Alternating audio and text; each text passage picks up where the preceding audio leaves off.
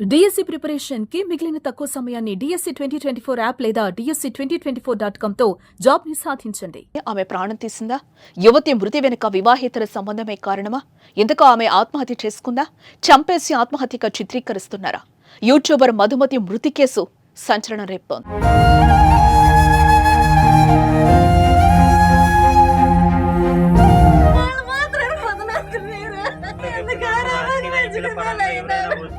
ఉమ్మడి కృష్ణా జిల్లా తిరువూరు నియోజకవర్గంలో కొండూరు గ్రామానికి చెందిన 22 ఏళ్ల మధుమతి నిత్యం సోషల్ మీడియాలో యాక్టివ్ గా ఉండేది. కాసింత అందంగా ఉండడంతో ఇన్స్టాగ్రామ్ లో రీల్స్ చేయడం మొదలుపెట్టింది. రోజు రోజుకు తన రీల్స్ కు ఫాలోవర్స్ పెరగడం గమనించింది. ఈలోగానే ఆమెకు సపరేట్ గా ఫ్యాన్ బేస్ క్రియేట్ అయిపోయింది. ఆ విధంగా లక్షల్లో సబ్స్క్రైబర్లను సొంతం చేసుకుంది. ఇలా సాఫీగా సాగిపోతున్న ఆమె జీవితంలో ఏం జరిగిందో ఏమో కానీ ఒక్కసారిగా ఆమె విగత జీవిగా కనిపించింది. అనుమానాస్పద స్థితిలో మధుమతి మృతి చెందింది. తన అమ్మమ్మ ఇంటికి వెళ్లి అక్కడే ఉరి వేసుకుని ఆత్మహత్య చేసుకుంది. ఈ విషయం తెలియగానే ఆమె తల్లిదండ్రులు షాక్ అయ్యారు. చేతికి అంది వచ్చిన కూతురు ఈ లోకాన్ని విడిచిపెట్టడాన్ని తట్టుకోలేకపోతున్నారు. మా కూతురు ఆత్మహత్యకు ప్రతాప్ కారణమని ఆరోపిస్తున్నారు కుటుంబ సభ్యులు. అతన్ని కఠినంగా శిక్షించాలని కోరుతున్నారు. మాది పాతకొండూరు, మేము ఉండేది తిరువూరులో. అయితే మా పాప చిన్న వర్క్ మీద హైదరాబాద్ వెళ్తూ వస్తూ ఉంది. అయితే నిన్న ఏం జరిగిందంటే మామూలుగా వాడు దేనికి వచ్చిండో మరి ఎట్లా వచ్చాడు, ప్రతాప్ అనే అతను ఇంటికి వచ్చేసి గబగబ పిల్లను చేపట్టుకుని లేకపోతే నేను అడిపోయాను. అడిపోతే నన్ను కూడా నెట్టేశాడు. ఎవరో ఏంటని చెప్పేసి మా వారి ఇంట్లో లేరు.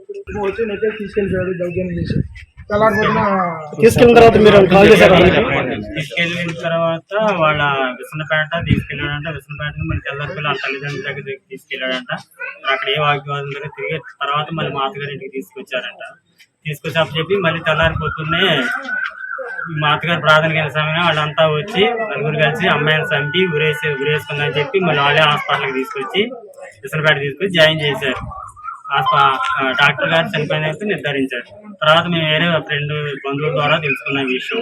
మాకైతే వాళ్ళు ఎటువంటి విషయం తెలియజేయలేదు. మాకు బంధువుల ద్వారాగా తెలిస్తేనే మేము వచ్చాము. తీసుకెళ్ళి కనీసం ఇన్ఫర్మేషన్ కూడా ఇవ్వలేదు.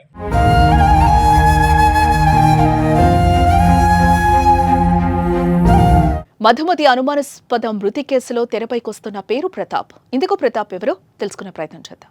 రీల్స్ చేస్తున్నప్పుడు పరిచయమో ఏమో తెలియదు కానీ గత కొన్ని రోజుల నుంచి ప్రతాప్ అనే వ్యక్తితో మధుమతి క్లోజ్ గా ఉంటున్నట్లుగా తెలుస్తోంది. అయితే ఇదే విషయంపై మధుమతిని తల్లిదండ్రులు కూడా హెచ్చరించారంట.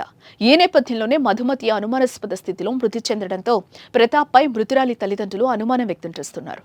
ఇక తల్లిదండ్రుల ఫిర్యాదుతో కేసు నమోదు చేసుకున్న పోలీసులు మధుమతి ఎవరితో చాటింగ్ చేస్తుంది, ప్రతాప్ తో ఎంతసేపు మాట్లాడింది, ఫోన్ డేటా ద్వారా సేకరిస్తున్నారు.